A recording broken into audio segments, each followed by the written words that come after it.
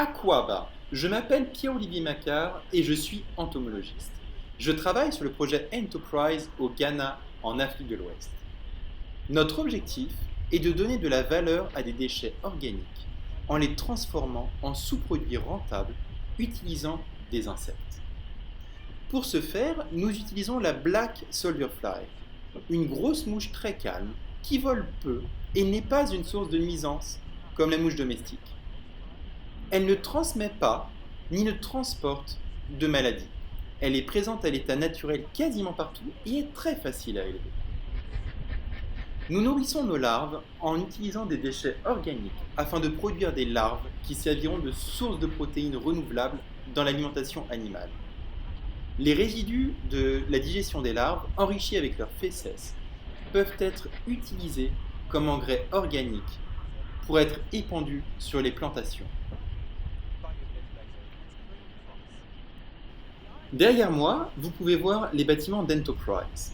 Le premier est appelé la pièce d'élevage. C'est là où les mouches sont produites afin d'obtenir leurs œufs. Le second bâtiment est appelé larvarium. C'est là où la bioconversion a lieu. Nous y produisons nos larves ainsi que notre compost. Le troisième bâtiment est appelé la salle de compost. C'est là où l'engrais organique est stocké avant d'être distribué. Au vu du potentiel extraordinaire de cette mouche, les entreprises la produisant commencent à fleurir partout dans le monde, telles que AgriProtein en Afrique du Sud, Enterra au Canada, Protix Biosystem en Hollande ou encore Insect en France. Cependant, pour produire cette mouche à une échelle commerciale, il faut d'abord sélectionner un substrat adéquat. Quelque chose de riche, disponible en grande quantité et surtout avec un approvisionnement fréquent et constant. Mais comme quoi? La réponse se trouve à 5 km de moi, au marché de Madina. Bonjour, je m'appelle Marine Popov et je suis au marché de Madina, d'où nos déchets proviennent. Chaque personne à Accra produit 44 kg de déchets par an. Madina est l'un des plus grands marchés de la ville, avec plus de 1000 vendeurs et près de 19 000 visiteurs par jour.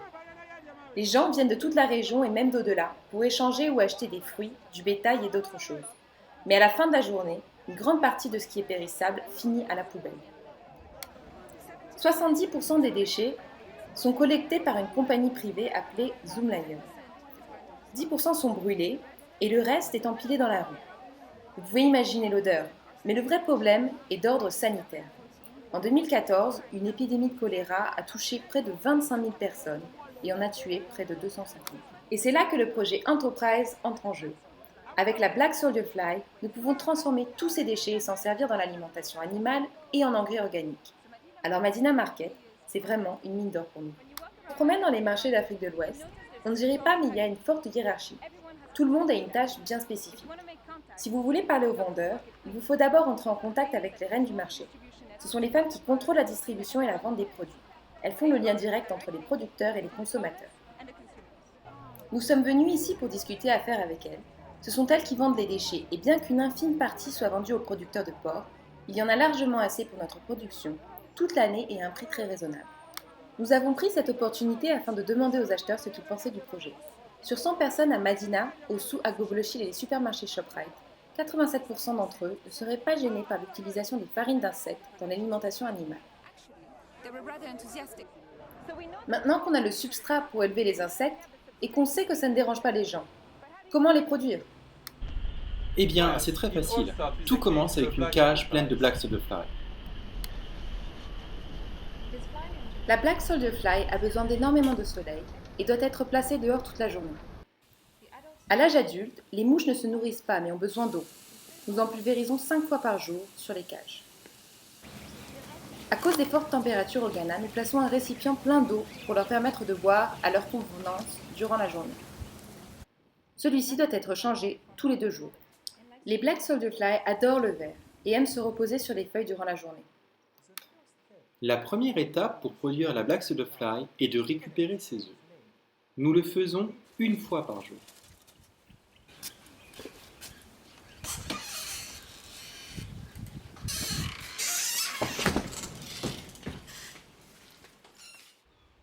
Nous ramassons attentivement les amas d'œufs qui ont été déposés sur les feuilles de banane ou dans les ouvertures des morceaux de carton. Notre système est très simple. Il consiste en un bol contenant de la fiente de poule fraîche recouverte d'un arceau métallique, retenant des feuilles de banane séchées ou de morceaux de carton.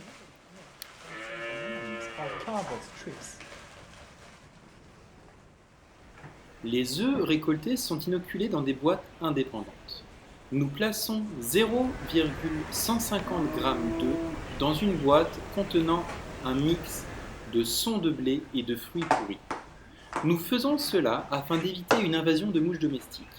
Durant les premiers stades de son développement, les 5 premiers jours, la Black Silverfly est très sensible à la compétition avec d'autres espèces de mouches. Après 5 jours, les larves sont prêtes à être inoculées dans les baies. À ce stade, 2 options s'offrent à nous. Nous pouvons les garder pour produire des larves ou des mouches, et donc des œufs.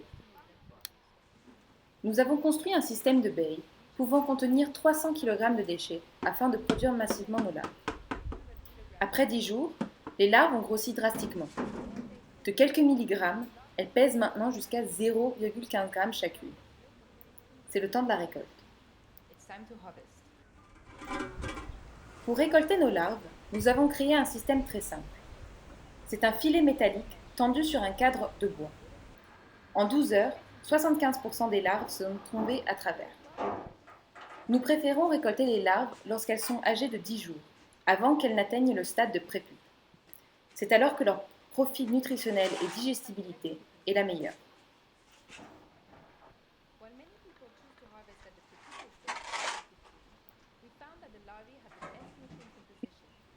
Une fois que les larves sont récoltées, nous les plaçons dans la sciure de bois pour une nuit, afin qu'elles vident le contenu de leurs intestins avant d'être tuées puis déshydratées.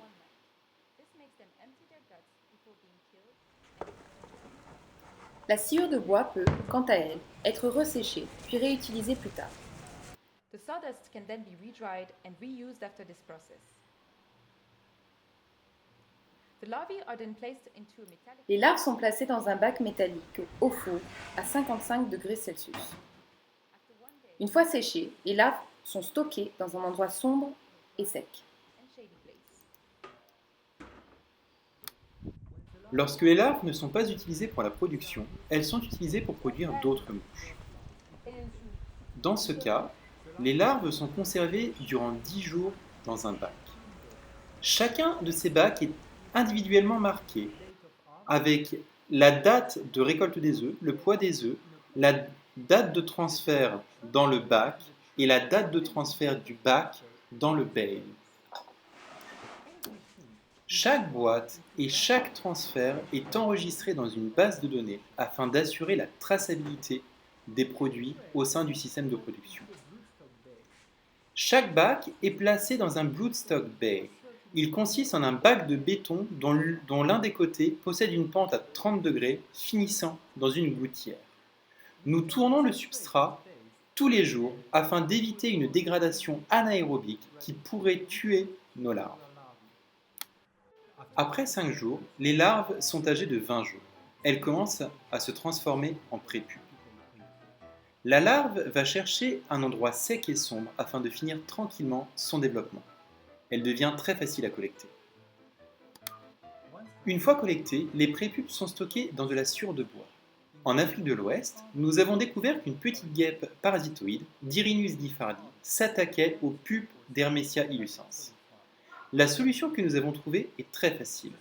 Elle consiste à protéger les prépupes, une fois ramassées dans le bay, dans une boîte plastique couverte d'une moustiquaire très fine jusqu'à ce qu'elle commence à émerger. 13 jours après avoir été placées dans les boîtes, les mouches commencent à émerger.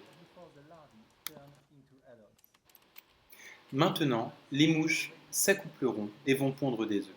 Le cycle continue. Et qu'en est-il de l'engrais ?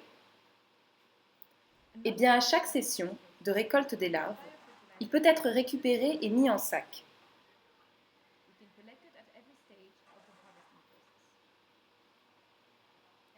Et c'est là que la Ghana Irrigation Department Authority entre en jeu. Charles Adékou a testé son efficacité sur des cultures locales et fait sa promotion auprès des fermiers locaux à Ashaiman. Les premiers résultats ont été très encourageants et les fermiers ont été ravis de voir une augmentation de leur récolte.